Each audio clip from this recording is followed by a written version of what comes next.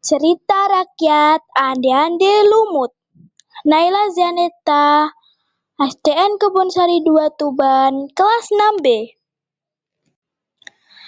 Alkisah, di Jawa Timur terdapat dua kerajaan, yakni Kerajaan Cenggala, yang dipimpin Raja Jayanegara, putranya yang bernama Panji Asmara Bangun. Sementara itu, di Kerajaan Kediri dipimpin oleh Raja Jayangrana dan putrinya yang cantik yang bernama Dewi Sekartaji.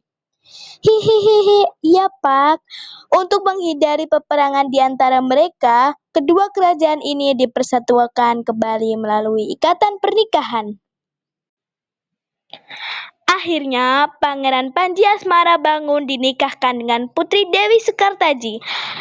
Tak lama setelah pernikahan itu dilangsungkan, Kerajaan Cenggala diserang oleh musuh. Serang! Kita hancurkan Cenggala!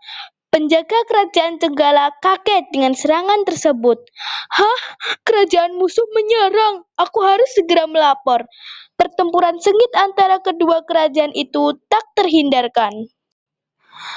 Putri Sekartaji ketakutan melihat kerajaannya diserang. Aduh, sepertinya kerajaan ini bakal kalah. Aku harus bersembunyi. Ia pun segera melarikan diri meninggalkan kerajaan itu untuk bersembunyi. Dia akhirnya berhenti di sebuah desa yang terletak jauh dari kerajaan Cenggala itu. Ia menghampiri sebuah rumah. Permisi, maafkan saya, Bu. Saya tersesat. Bolehkah saya tinggal di sini untuk sementara waktu saja? Kemudian, dari dalam rumah muncul suara. Biarkan dia tinggal di sini, Bu. Barangkali dia bisa membantu kita. Sekarang ada yang bisa kita suruh bersih-bersih. Hihi. Akhirnya Putri Sekartaji tinggal bersama Nyi Intan dan 3 anaknya, yakni Kleting Abang, Kleting Ijo, dan Kleting Biru. Dewi Sekartaji kemudian diangkat menjadi anak yang bernama Kleting Kuning. Selama tinggal di rumah Nyi Intan, Kleting Kuning selalu disuruh-suruh untuk melakukan pekerjaan oleh ketiga saudaranya. Sementara itu, Pangeran Panji Asmara Bangun telah berhasil mengalahkan musuh. Akan tetapi, ia merasa sedih karena istrinya telah pergi. Ia sudah berusaha mencari ke seluruh penjuru, namun juga belum menemukan Putri Sekartaji. Ketika Pangeran hampir menyerah, seorang pengawal datang membawa kabar baik. Ampun Baginda, saya menemukan seorang gadis yang mirip dengan istri Baginda di sebuah dusun. Hah, benarkah? Antarkan aku ke sana sekarang juga. Ayo, pengawal, cepat. Baik, Baginda. Bersama pengawalnya, Pangeran Panji menuju desa yang dimaksud. Ia menyamar sebagai pangeran tampan yang hendak mencari jodoh. Ia juga mengganti namanya menjadi Ande-Ande Lumut. Setelah perjalanan panjang, mereka pun di desa Dadapan. Di desa itu, ia tinggal di sebuah pondok kecil milik Mbok Rondo yang baik hati. Matur nuwun, Buk. Ora popo, Jung. Esok paginya, sang pati memberi pengumuman sayembara pencarian jodoh pangeran ke seluruh pelosok desa. Kak, di seberang desa ada sayembara, seorang pangeran yang mencari jodoh. Ayo kita ikut. Ayo. Kabar sayembara ini pun terdengar sampai ke telinga anak-anak Nyi Intan. Anak-anak Nyi Intan berencana untuk mengikuti sayembara demi meraup kekayaan sang pangeran. Namun tidak dengan Kleting Kuning. Kleting Abang, Kleting Ijo, dan Kleting Biru segera bersolek atau berdandan untuk mengikuti sayembara itu. Wah, kalian sungguh cantik. Hai, tentu saja kami cantik. Kamu juga mau ikut sayembara, Kleting Kuning? Kamu bercanda, Kleting Ijo. Pakaian saja dia tidak punya. Masa mau berjodoh dengan pangeran? Sebaiknya kamu mencuci pakaian kami di Sungai Keleting Kuning. Benar juga, Kak. Wah!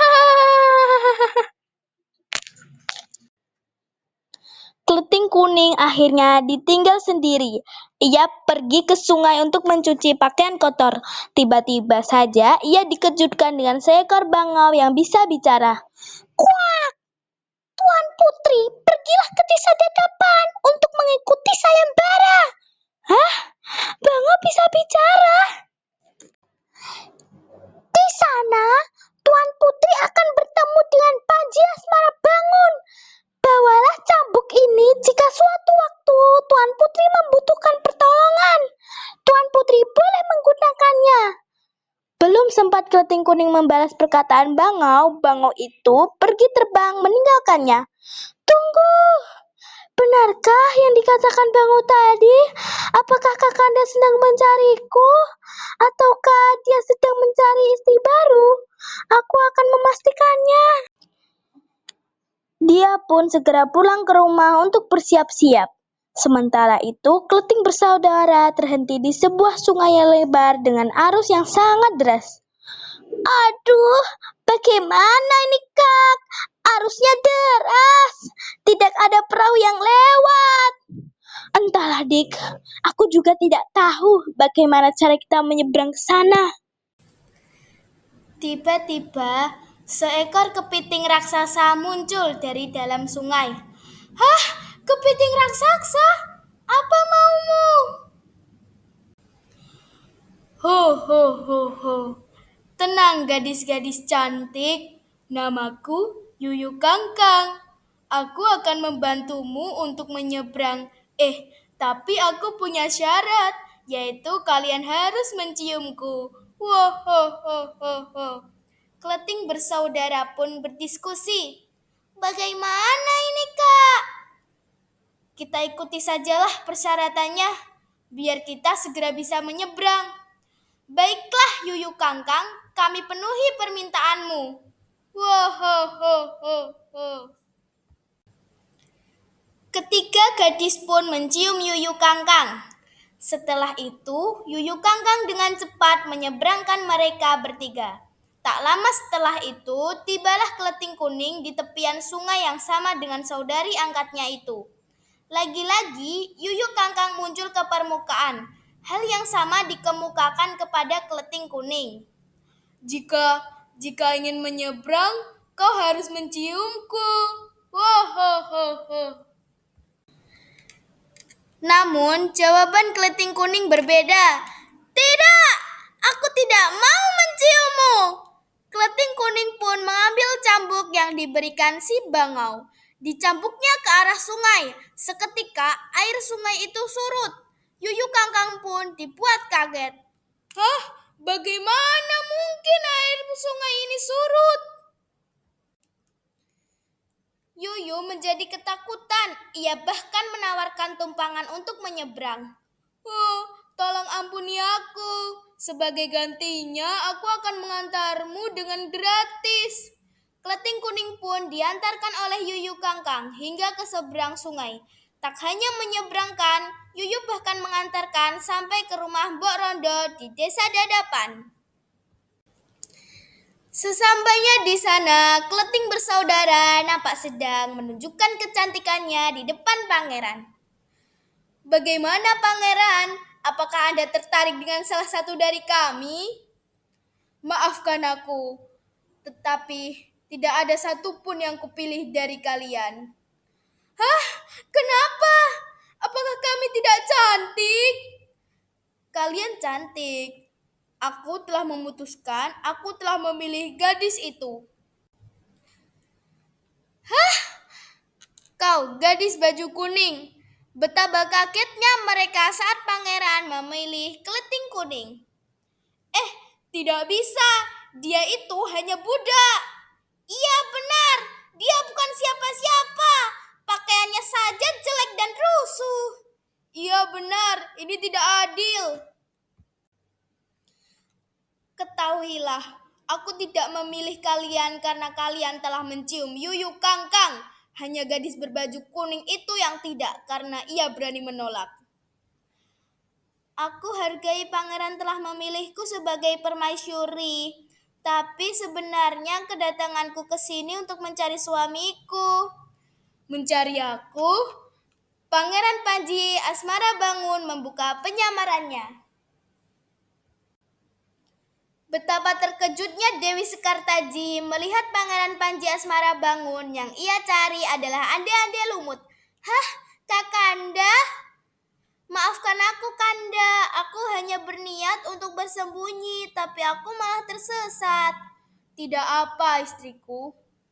Demikianlah Pangeran Panji Asmarabangun dipertemukan kembali dengan Putri Sekartaji. Mereka kembali ke kerajaan Cenggala dan Mbok Rondo yang telah membantu pangeran turut diajak tinggal di kerajaan Cenggala. Tamat. Pesan moral dari cerita ini, hati yang cantik lebih utama daripada paras yang cantik. Jadilah anak perempuan yang baik hati, sopan, dan bisa menjaga diri, supaya kalian bisa mendapatkan teman-teman yang baik pula. Sekian komik ini, apa yang patut kita tiru dan apa yang tidak boleh kita tiru. Tokoh Putri Sekartaji patut kita contoh karena sifatnya yang baik, pemaaf, dan sabar.